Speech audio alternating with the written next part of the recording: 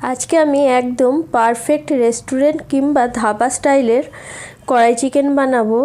যে সিক্রেট মশলাটা কড়াই চিকেনে সাধারণত ব্যবহার করা হয়, সেই মশলাটা এই কড়াই চিকেনে ব্যবহার করে এই কড়াই চিকেনটা তৈরি করব।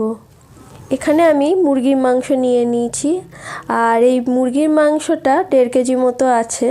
তার সঙ্গে এখানে নিয়ে নিয়েছি পেঁয়াজ, টমেটো, ক্যাপসিকাম আর কিছুটা সরু সরু পাতলা করে আদা কেটে নিয়েছি। আর এখানে পেঁয়াজটা আর ক্যাপসিকামটা একটু বড় বড় করেই রেখেছি, আর মশলার জন্য কিছুটা আদা রসুন নিয়ে নিয়েছি। তো প্রথমেই কড়াইয়ে কিছুটা তেল নিয়ে চিকেনগুলো দিয়ে দেব, আর চিকেনগুলো দিয়ে ভেজে নিতে হবে।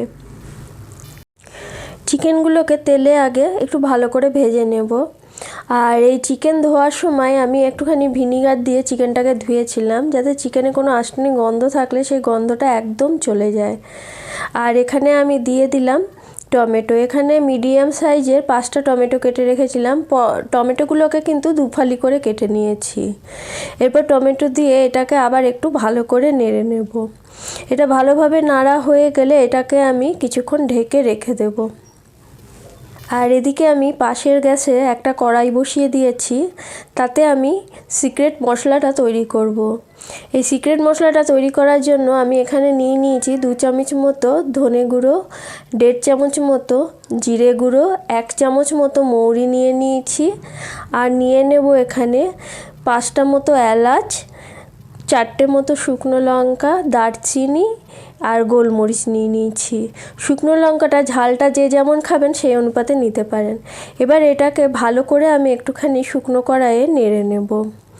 ভালোভাবে নাড়া হয়ে গেলে গ্যাসটাকে আমি বন্ধ করে এটাকে কিছুক্ষণ ঠান্ডা হতে দেব। অবশ্যই এই পাত্রে রাখলে মশলাটা পুড়ে যাবে, সেই জন্য একটা বাটিতে মশলাটা ঢেলে এটাকে ঠান্ডা হতে দেব। আর এই মশলাটা ঠান্ডা হওয়ার পরই কিন্তু গুঁড়ো করতে হবে। আর এদিকে মাংসটা আমি আরেকবার নেড়ে দেব। আর এদিকে মাংসর মধ্যে আমি যে টমেটোগুলো দিয়েছি, টমেটোগুলোর খোসা কিন্তু আমি ছাড়িয়ে নেব। টমেটোগুলো সেদ্ধ হয়ে গেলে খোসাগুলো হাত দিয়ে টানলে কিন্তু ছিঁড়ে যাবে। আর এদিকে আমার মশলাটাকে আমি ঠান্ডা করে গুঁড়ো করে নিয়েছি। আর অবশ্যই খেয়াল রাখবেন মশলাটা কিন্তু ঠান্ডা করে গুঁড়ো করবেন। গরম অবস্থায় যদি মশলাটা গুঁড়ো করেন তাহলে একটা পোড়া পোড়া গন্ধ ছাড়তে পারে। ওই জন্য ভাজা মশলাটাকে আগে ভালো করে ঠান্ডা করে নিয়ে কিন্তু মশলাটা গুঁড়ো করতে হবে। আর যে কোনো বড় রেস্টুরেন্ট বা হোটেলে কিন্তু এই সিক্রেট মশলাটাই সাধারণত ব্যবহার করে। এদিকে আমি মাংসর মধ্যে পরিমাণ মতো নুন দিয়ে দিয়েছি, কিছুটা ঝাল লঙ্কার গুঁড়ো দিয়ে দিয়েছি, আর কিছুটা কাশ্মীরি লঙ্কার গুঁড়ো দিয়েছি। আর এরপর দিয়ে দিয়েছি জিরে গুঁড়ো, আর একটুখানি গরম মশলা দিয়ে দিয়েছি, ওই 1 চামচ মতো দিয়েছি। এরপর চিকেনটাকে ভালো করে নেড়ে নিতে হবে। আর অবশ্যই কড়াই চিকেনে কিন্তু কোনো রকম আমি জল ব্যবহার করব না। আর এখানে দিয়ে দিলাম আমি হলুদ পরিমাণ মতো। এখানে চিকেনের মধ্যে যে জলটা দেখছেন, এই জলটা কিন্তু চিকেন থেকেই ছেড়েছে। আমি এতে কিন্তু এক্সট্রা কোনো জল ব্যবহার করিনি। এরপর এতে আমি আদা রসুন বাটা দিয়ে দিব। এখানে 1.5 খান মতো রসুন আমি দিয়েছি, আর আন্দাজ করে ওই 2-3 ইঞ্চি মতো আদা কেটে রেখেছিলাম, সেই আদাটা পেস্ট করে নিয়েছি। এরপর মশলাটা দিয়ে ভালো করে চিকেনটাকে নাড়াচাড়া করতে হবে। আর চিকেনে কিন্তু কোনোভাবেই এক্সট্রা জল আর দেওয়া চলবে না। এরপর ঢাকা দিয়ে দিয়ে মাংসটা কিন্তু ভালো করে কষাতে হবে। মাংসটা কিন্তু ঢাকা দিয়ে কষাতে কষাতে কিন্তু অনেকটা প্রায় সেদ্ধ হয়ে গেছে। আর চিকেনের জলটা কিন্তু একটু গা মাখা করে নিতে হবে। খুব বেশি জল থাকলে কড়াই চিকেনটা কিন্তু খেতে খুব একটা ভালো লাগবে না। আর যে কোনো রান্নাই দেখবেন যত ভালোভাবে কষাবেন রান্নার স্বাদ কিন্তু অনেকটাই বেড়ে যায়। আর এখানে আমি 4 চামচ মতো টক দই ফেটিয়ে রেখেছিলাম, সেই টক দইটা আমি মাংসর মধ্যে দিয়ে দিলাম।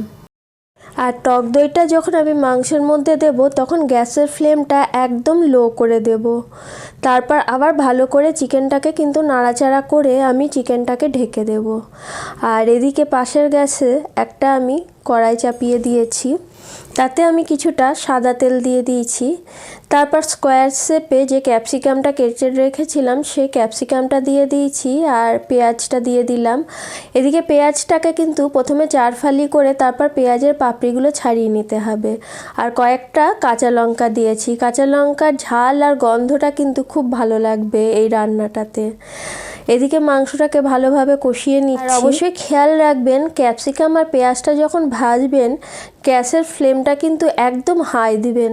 এতে ক্যাপসিকাম আর পেঁয়াজটা ভাজার সময় একটা ক্রাঞ্চি ভাব আসবে, যেটা কিন্তু রান্নায় একটা অন্যরকম স্বাদ এনে দেবে। মাংসটা আমাদের মোটামুটি ভালোই সেদ্ধ হয়ে এসেছে। আর এদিকে ক্যাপসিকাম পেঁয়াজটাও ভালো মতো ভাজা হয়ে গেছে। আর অবশ্যই খেয়াল রাখবেন কিন্তু গ্যাসের ফ্লেমটা একদম হাই করে দিতে হবে।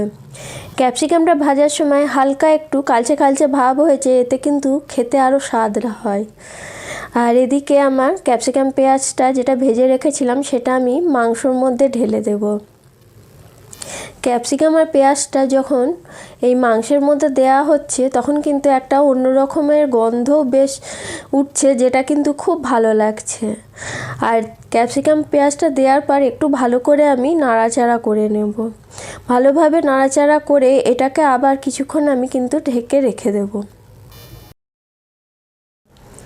এরপর আমি যে ভাজা মশলাটা গুঁড়ো করে রেখেছিলাম সেই ভাজা গুঁড়ো মশলাটা কিন্তু মাংসর মধ্যে ব্যবহার করব। আর সত্যি কথা বলতে বড় বড় রেস্টুরেন্ট কিংবা হোটেলে কড়াই চিকেনের যে স্বাদটা আপনারা পেয়ে থাকেন এই মশলাটাই ব্যবহার করে। আমার কথা যদি বিশ্বাস না হয় আপনি এই মশলাটা দিয়ে আমার পদ্ধতিতেই যদি আপনি রান্না করেন আপনি খেলেই বুঝতে পারবেন বড় বড় রেস্টুরেন্টের থেকে আপনার রান্না কিন্তু কম কিছু হয়নি। আর এই কড়াই চিকেনটা কিন্তু একবার খেলে বারবার আপনার করে খেতে ইচ্ছা করবে, তখন কিন্তু আর আপনার বাইরের হোটেলের কিংবা বড় বড় রেস্টুরেন্টের কড়াই চিকেন আর ভালো লাগবে না। তারপর যেটুকু ভাজা গুঁড়ো মশলা রেখেছিলাম নামানোর আগে দিব বলে সেই ভাজা গুঁড়ো মশলাটা কিন্তু মাংসের মধ্যে আমি দিয়ে দিলাম। এরপর কিন্তু আর একটা সিক্রেট টপিক আছে যেটা আমি বলবো, সেটা হলো কিছুটা তেল আমি তাওয়ায় গরম বসিয়ে দিয়েছি, তাতে আমি দিয়ে দিলাম পাতলা পাতলা করে কেটে রাখা আদা। এই আদাটাকে তেলে আগে ভালো করে একটু ভেজে নেব। তারপর এতে আমি দিয়ে দেব শুকনো লঙ্কার গুঁড়ো। আদাটা একটু ভালোভাবে হালকা করে ভাজা হয়ে যাওয়ার পর এতে আমি কাসুরি মেথি দিয়ে দিলাম, তারপর শুকনো লঙ্কার গুঁড়ো দিয়ে দিলাম। এরপর এটাকে একটু ভালোভাবে নাড়িয়ে নেব। তারপর চিকেনটাতে আমি এই ফোড়নটা দিয়ে দেব। ফোড়নটা দেওয়ার পর একটুখানি আমি মাংসটাকে ভালো করে নেড়ে নেব। আর এই রকম ফোড়ন কিন্তু বড় বড় হোটেলে বা রেস্টুরেন্টে কিন্তু দেওয়া হয়। আর এইভাবে যদি আপনি কড়াই চিকেন একবার করেন তাহলেই আপনি বুঝতে পারবেন যে চিকেনটা খেতে কত ভালো হয়েছে। এরপর গ্যাস বন্ধ করে এটাকে 10 মিনিট আমি ঢেকে রেখে দেব। একদম কড়াই চিকেন আমাদের রেডি। আর এই রান্নাটা কিন্তু কোনো বড় রেস্টুরেন্ট বা হোটেলের থেকে কিন্তু কম কিছু হয়নি। একদম পারফেক্ট কড়াই চিকেন কিন্তু আমাদের তৈরি হয়ে গেছে। যে কোনো রান্না কিন্তু আপনি যখন খাবেন তখন কিন্তু খেতে গিয়েই বুঝতে পারবেন এতে কিন্তু কি মশলা ব্যবহার করা হয়েছে। আর এই রকম কড়াই চিকেনের সাথে রুটি, নান, পরাঠা, ফ্রাইড রাইস, পোলাও সব কিছুই কিন্তু ভালো লাগবে। আর এই কড়াই চিকেনটা কিন্তু একদম পারফেক্ট হয়েছে। কড়াই চিকেনটা একবার খেলে কিন্তু আপনার মুখ থেকে ছাড়বে না, এর গ্যারেন্টি কিন্তু একদম আমি 100% আপনাকে দিলাম। ঠিক আমার পদ্ধতিতেই কিন্তু কড়াই চিকেনটা তৈরি করবেন। আর যদি ভালো লাগে অবশ্যই কমেন্ট করেন। ধন্যবাদ।